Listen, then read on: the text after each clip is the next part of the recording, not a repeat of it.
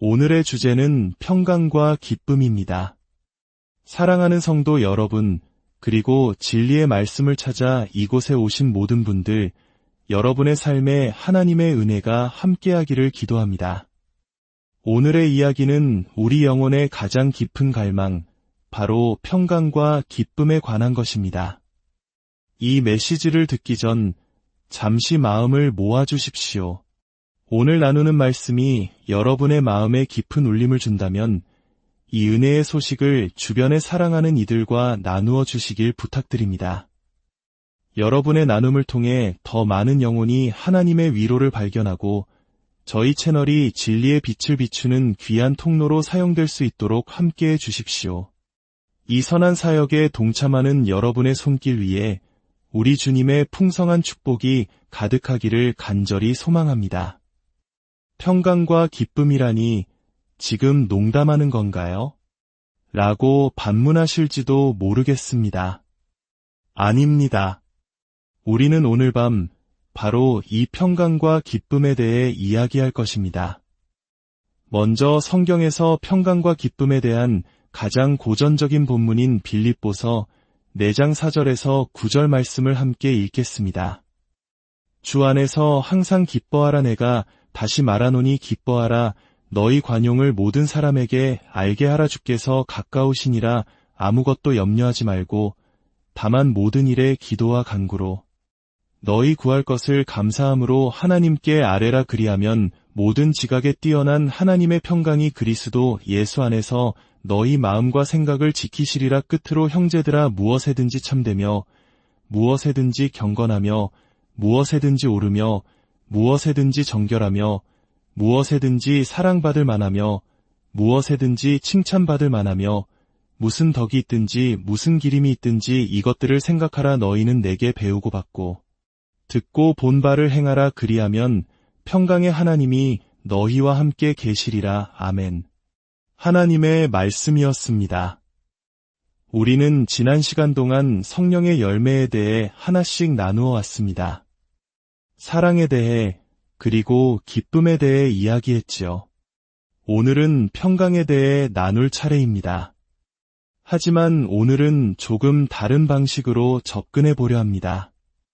먼저 평강과 기쁨에 대해 성경이 가르치는 바를 간략히 요약하고 그 후에는 우리의 평강과 기쁨을 가로막는 장애물들에 대해 더 깊이 파고들어 가고자 합니다. 우리가 살아가는 이 시대, 특히 서울과 같은 거대한 도시의 삶은 평강과 기쁨을 이야기하기엔 너무나 벅차 보입니다.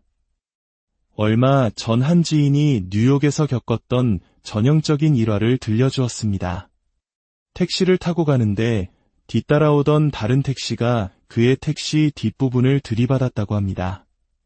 그 순간 두 택시 기사는 어떻게 행동했을까요? 놀랍게도 아무 일도 없었다는 듯이 각자의 길을 갔다고 합니다. 그저 서로를 힐끗 쳐다보고는 가속 페달을 밟고 떠나버린 것이죠. 만약 이런 일이 다른 평범한 도시에서 일어났다고 상상해 보십시오. 쾅 하는 소리와 함께 차가 부딪히면 사람들은 차에서 내려 어머, 세상에, 괜찮으세요? 하며 법석을 떨거나 혹은 대체 운전을 어떻게 하는 겁니까? 라며 분노를 터뜨렸을 겁니다. 하지만 그 대도시의 택시 기사들에게 가벼운 접촉사고는 일상의 일부였던 것입니다. 그들은 이미 혼란과 갈등을 예상하고 기대하고 있었기 때문입니다. 이것이 바로 기대치의 차이입니다.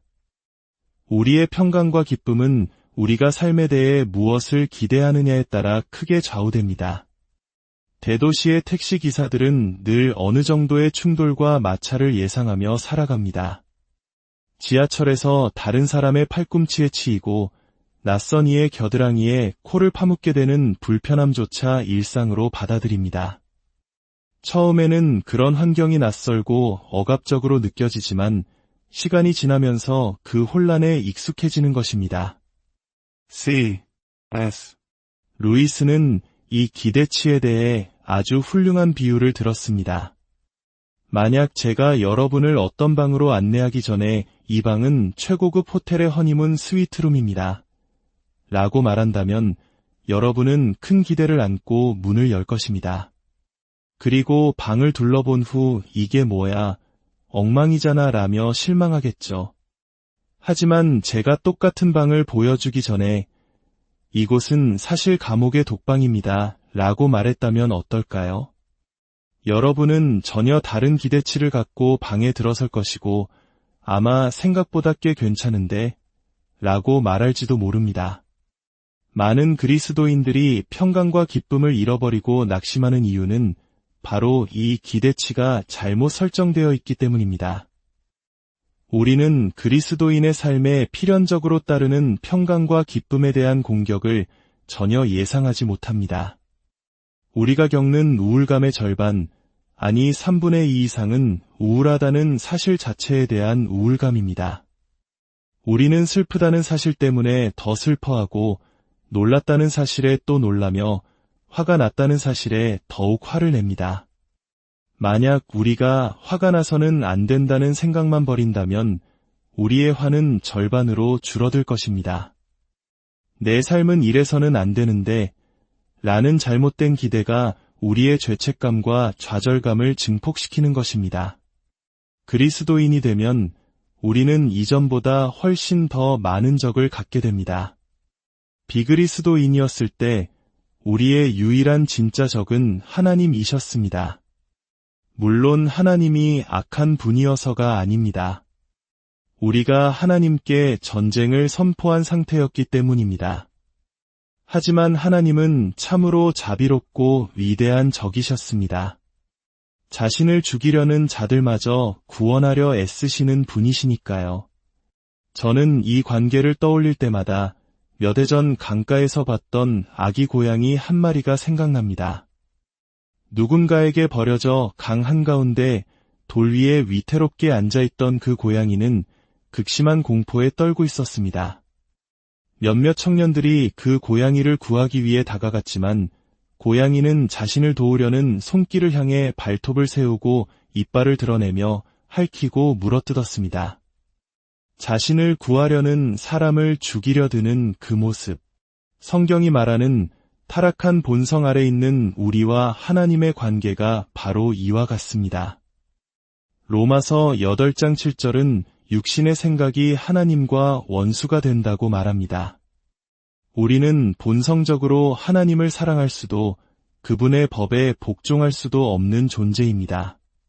그러나 우리가 예수 그리스도를 통해 하나님과 화평을 이루는 그 순간 상황은 역전됩니다. 하나님의 모든 적들이 즉시 우리에게 전쟁을 선포합니다.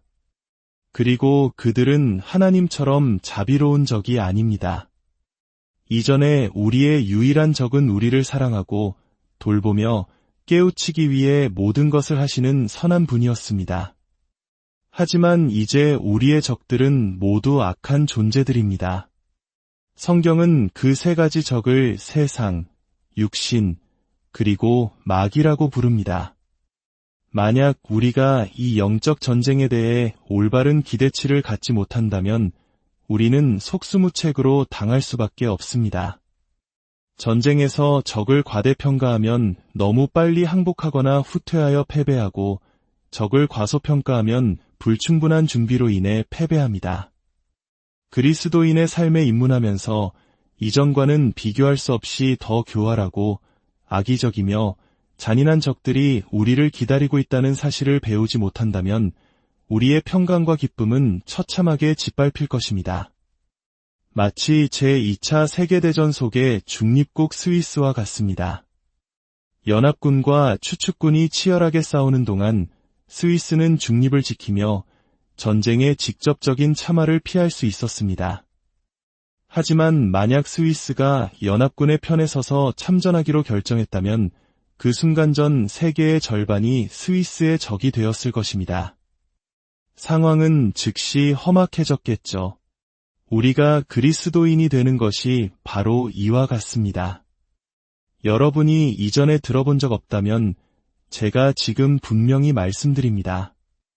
여러분에게는 세상, 육신, 마귀라는 세 명의 적이 있습니다. 그들은 우리의 구원을 빼앗을 수는 없습니다. 예수님께서 친히 말씀하셨습니다. 내 양은 내 음성을 들으며 나는 그들을 알며 그들은 나를 따르느니라. 그들을 내 손에서 빼앗을 자가 없느니라. 우리의 구원은 안전합니다. 그렇기에 적들이 할 수 있는 유일한 일은 우리의 평강과 기쁨을 파괴하여 우리를 완전히 무기력하고 비참한 그리스도인으로 만드는 것입니다. 그것이 그들의 목표입니다. 자, 이제 먼저 기쁨과 평강의 진정한 의미를 다시 한번 짚어보고 이어서 우리의 평강과 기쁨을 공격하는 새 원수에 대해 구체적으로 이야기해 보겠습니다. 첫째, 참된 기쁨이란 무엇일까요? 기쁨은 영적인 회복력 혹은 부력과 같습니다. 고린도후서 4장에서 사도 바울은 말합니다. 우리가 사방으로 우겨쌈을 당하여도 쌓이지 아니하며 답답한 일을 당하여도 낙심하지 아니하며 박해를 받아도 버림받지 아니하며 거꾸러뜨림을 당하여도 망하지 아니하고 이것이 바로 영적 부력입니다. 그리스도인의 기쁨은 고난을 느끼지 못하는 무감각이 아닙니다.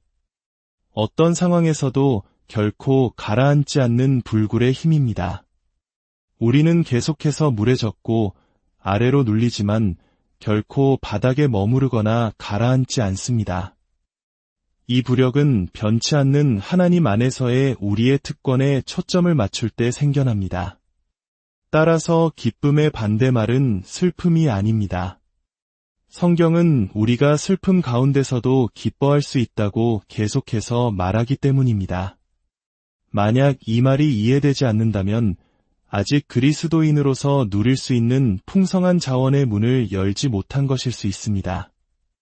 기쁨과 행복은 다릅니다. 행복은 내가 원하는 것을 소유했을 때 오는 안락함에서 비롯되지만 기쁨은 내가 가진 것과 상관없이 하나님 한 분만으로 만족하는 깊은 환희와 확신, 그리고 평안함입니다. 내면 깊은 곳에서 나는 진정으로 중요한 유일한 것을 가졌다고 고백하는 것입니다. 이것이 바로 축복을 주시는 분, 블레서 안에서 기뻐하는 것입니다. 우리가 축복이 아닌 축복의 근원 되시는 하나님 안에서 기뻐할 때 우리는 비로소 이 땅의 모든 좋은 것들을 제대로 즐길 수 있게 됩니다. 맛있는 음식, 편안한 휴식, 육체적인 즐거움들을 누리면서도 그것들이 장차 우리가 누리게 될 영원한 기쁨의 아주 작은 샘플에 불과하다는 것을 알게 됩니다. C.S. 루이스는 이것을 햇살을 따라 태양까지 달려 올라가는 것에 비유했습니다. 참된 그리스도인은 햇살 자체에 머물지 않고 그 햇살이 어디로부터 오는지 알기의 근원인 태양을 향해 나아간다는 것입니다. 우리가 누리는 이 땅의 모든 육체적 쾌락은 하나님께서 세상을 창조하실 때 물질 속에 심어두신 창조적 환희의 에너지에서 비롯된 희미하고 머나먼 결과물일 뿐입니다. 그럼에도 불구하고 우리는 이 희미한 메아리 같은 쾌락조차 제대로 다루지 못해 허우적댑니다.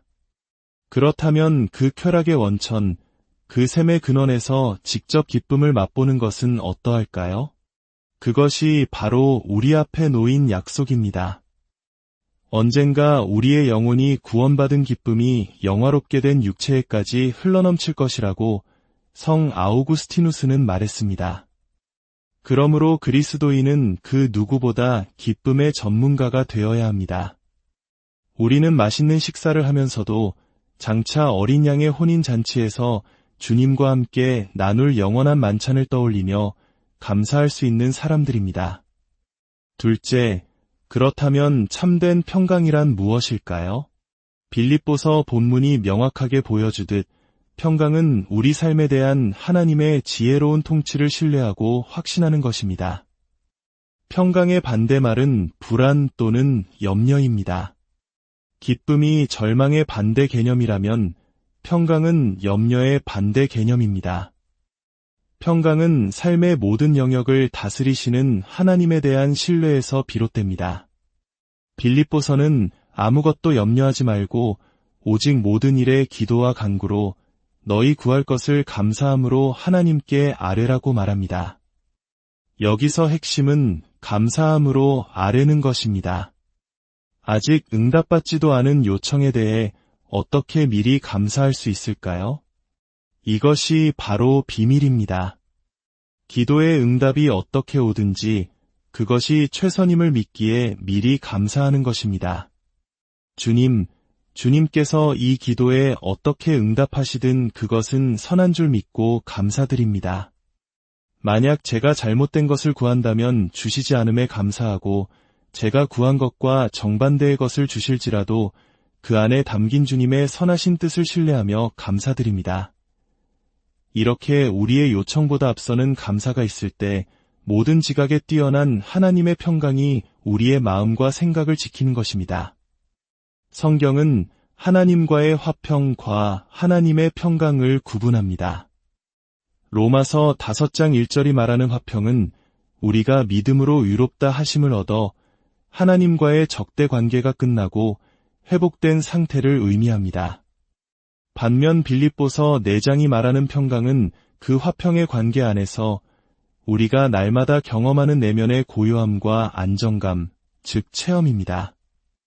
이 둘은 구별되지만 결코 분리될 수 없습니다. 하나님과의 화평 없이는 하나님의 평강을 누릴 수 없습니다. 세상에도 평강과 비슷해 보이는 것들이 있습니다. 냉소주의나 무관심이 그것이죠. 어차피 세상은 다 그런 거야. 아무도 믿을 수 없어 와 같은 태도로 마음의 문을 굳게 닫아버리면 겉보기에는 어떤 일에도 흔들리지 않는 평온한 사람처럼 보일 수 있습니다. 하지만 그것은 영혼의 죽음에서 오는 고요함일 뿐 성령의 열매인 참된 평강이 아닙니다. 참된 평강은 반드시 사랑, 기쁨, 온유, 겸손과 같은 다른 열매들과 함께 나타납니다. 성령의 열매는 단수이지 복수가 아닙니다. 모든 열매는 하나의 뿌리에서 나와 조화롭게 함께 자라기 때문입니다. 자, 이제 우리의 이 귀한 평강과 기쁨을 훔쳐가는 세 명의 적, 세상, 육신, 마귀에 대해 살펴보겠습니다. 첫 번째 적, 세상은 특정한 사람이나 장소가 아니라 지금 여기 보이는 것이 전부라고 말하는 사고방식, 즉 세속주의입니다. 우리가 아름다운 레스토랑에 가서 맛있는 음식을 먹을 때 그 축복을 주신 하나님께 감사하며 햇살을 따라 태양으로 나아가는 대신 나도 이런 삶을 살고 싶다. 어떻게 하면 이런 곳에 계속 올 수 있을까? 라고 생각한다면 그것이 바로 세상적인 것입니다. 교실에서 모든 사람이 도덕, 가치, 종교에 대한 이야기를 조롱하고 비웃을 때 그 분위기에 휩쓸려 침묵하는 것도 세상에 굴복하는 것입니다. 한국 사회의 만연한 끝없는 입시 경쟁, 외모지상주의, 물질 만능주의, 이 모든 것이 바로 지금 여기 보이는 것이 전부라고 속삭이는 세상의 목소리입니다. 두 번째 적, 육신은 우리의 몸을 의미하는 것이 아닙니다. 성경에서 말하는 육신은 하나님처럼 되려는 우리의 이기적이고 교만한 본성, 즉 죄성입니다. 육신은 노골적인 방식으로 나타나기도 하고 아주 교묘하고 종교적인 모습으로 나타나기도 합니다. 예를 들어 어떤 남자가 그리스도인이 되기 전에는 여성을 유혹하고 정복하는 것에서 자신의 힘을 확인했습니다. 그러다 회심한 후에는 그런 행동을 회개하고 끊었습니다. 이제 그의 육신은 처리된 것일까요? 아닙니다. 그는 교회에 와서 성경 공부 모임을 주도하고 자신의 의견을 관철시키려 하며 교회의 중요한 직책을 맡아 권력을 행사하려고 합니다. 그의 육신은 사라진 것이 아니라 단지 종교적인 옷을 입었을 뿐입니다. 사람들의 인정과 칭찬을 갈망하는 마음, 다른 사람을 통제하려는 욕구, 이 모든 것이 육신의 활동입니다. 세 번째 적, 마귀 곧 사탄은 초자연적인 악한 지적 존재입니다. 많은 현대인들이 그의 존재를 믿지 않지만 성경은 그의 실제와 활동에 대해 분명하게 증언합니다. 마귀의 주된 역할은 유혹하는 것보다 참소하는 것, 즉 고소하는 것입니다. 그는 우리의 과거의 죄, 현재의 연약한 감정, 반복되는 실패를 가지고 끈질기게 우리를 고소합니다. 그러고도 내가 그리스도인이냐? 이 목소리는 항상 이렇게 시작됩니다. 이 세 명의 적은 언제나 함께 일합니다. 세상은 우리에게 비현실적인 기준을 제시하며 우리를 불안하게 만듭니다. 그러면 우리의 육신이 그 미끼를 덥석물고 외모에 집착하거나 다른 사람과 비교하며 열등감에 시달리게 합니다. 바로 그때 마귀가 곁에 와서 속삭입니다. 봐, 넌 충분하지 않아. 넌 실패자야. 하나님은 널 사랑하지 않아. 이처럼 우리의 우울과 낙심은 언제나 이 세 가지 원인이 복합적으로 작용한 결과입니다. 그렇다면 이 강력한 적들의 공격에 맞서 우리는 어떻게 우리의 평강과 기쁨을 지켜낼 수 있을까요? 해결책은 의외로 간단합니다. 첫째, 올바른 기대치를 갖는 것입니다. 낙심했다고 해서 너무 낙심하지 마십시오. 예수님께서도 슬픔의 사람이셨고 역사 속 위대한 신앙의 선배들 모두 이와 같은 영적 싸움을 치열하게 싸웠습니다. 죄에 대해 슬퍼하고 거룩하게 살고 싶어하는 여러분의 그 마음 자체가 바로 여러분 안에 성령 하나님께서 일하고 계시다는 가장 강력한 증거입니다. 스스로를 너무 자책하지 마십시오. 둘째, 그리고 가장 중요한 것은 날마다 스스로에게 복음을 선포하는 것입니다.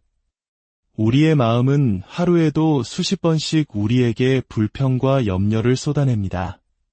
그 마음에 귀를 기울이지 말고 다윗처럼 우리의 마음에 말을 것입시오. 시편 42편에서 다윗은 외칩니다. 내 영혼아, 내가 어찌하여 낙심하며 어찌하여 내 속에서 불안해하는가? 너는 하나님께 소망을 두라. 우리의 감정, 우리의 행위, 우리의 기록이 우리를 구원하는 것이 아닙니다. 우리를 구원하고 하나님 앞에 받아들여지게 하는 유일한 근거는 예수 그리스도께서 우리를 위해 행하신 일입니다. 마귀가 우리의 죄를 가리키며 참소할 때 우리는 우리의 죄보다 더 크신 구원자 예수 그리스도를 바라보아야 합니다. 우리의 죄를 한 번 볼 때 우리의 구원자를 5번 바라보십시오. 너의 치명적인 노력들을 내려놓고 예수의 발 앞에 내려놓으라. 오직 그분 안에, 그분 한 분 안에 서라. 영광스럽게 완전해졌으니 사랑하는 여러분, 세상과 육신과 마귀는 언제나 여러분을 노리고 있습니다. 그러나 우리가 올바른 기대치를 갖고 날마다 십자가의 복음으로 우리 자신을 무장한다면 우리는 안전합니다. 넘어질 수는 있지만 결코 망하지 않을 것입니다. 무엇에든지 참되며 경건하며 오르며 정결하며 사랑받을 만하며 칭찬받을 만한 것들, 곧 우리 구주 예수 그리스도를 깊이 생각하십시오. 그럴 때 평강의 하나님께서 친히 여러분과 함께 계실 것입니다. 기도하겠습니다. 사랑과 은혜의 하나님 아버지, 오늘 우리에게 평강과 기쁨의 참된 의미를 가르쳐 주시니 감사합니다. 세상의 거짓된 행복과 공허한 평안이 아닌 오직 주님만이 주실 수 있는 하늘의 기쁨과 평강으로 우리의 마음을 채워주시옵소서. 우리를 넘어뜨리려는 세상과 육신과 마귀의 모든 공격 앞에서 우리의 연약함을 보지 않고 우리를 위해 모든 것을 이루신 예수 그리스도의 십자가만 바라보게 하옵소서. 날마다 복음의 능력으로 우리 자신을 무장하여 어떤 슬픔 속에서도 기뻐하고 어떤 폭풍 속에서도 평안을 누리는 믿음의 자녀들로 살아가게 하옵소서. 이 말씀을 듣는 모든 심령 위에 지금 하나님의 평강이 강물처럼 흘러넘치기를 우리 주 예수 그리스도의 이름으로 간절히